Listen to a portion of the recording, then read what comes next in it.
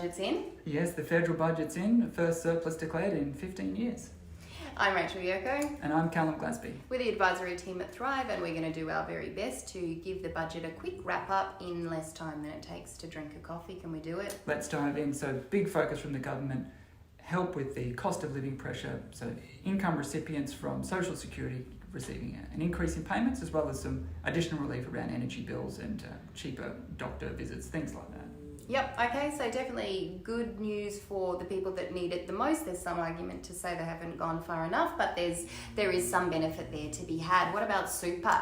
Big changes to super. So ordinarily, tax on earnings in most super funds is up to 15%, but however, the tax on earnings for balances in excess of $3 million will now be taxed at an additional 15%, and that is from the 1st of July 2025. So it's affecting about 80,000 people, they say.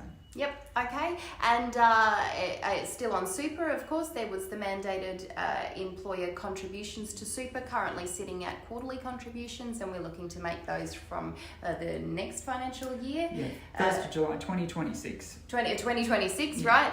Right? They will need to align with the current pay cycle. So if you're paid weekly, your super will be paid weekly. Yeah, big help for employees going forward there. Mm-hmm.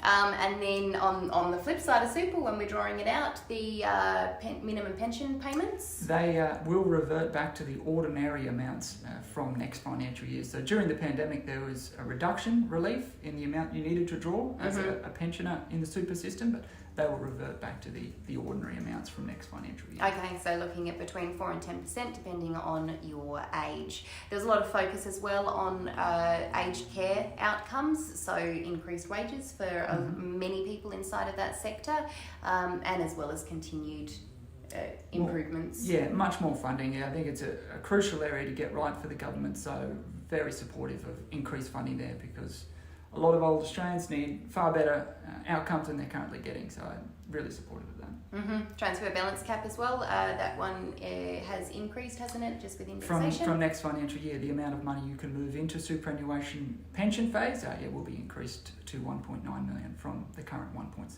million.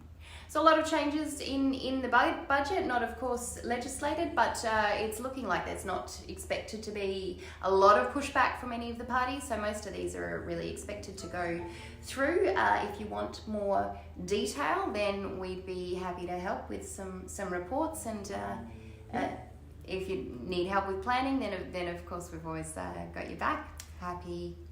Exactly, thanks Rachel. Lots of opportunity for strategies and improved outcomes for clients, so definitely get in touch. We're happy to walk through all of those for you. All right, I think that's a wrap.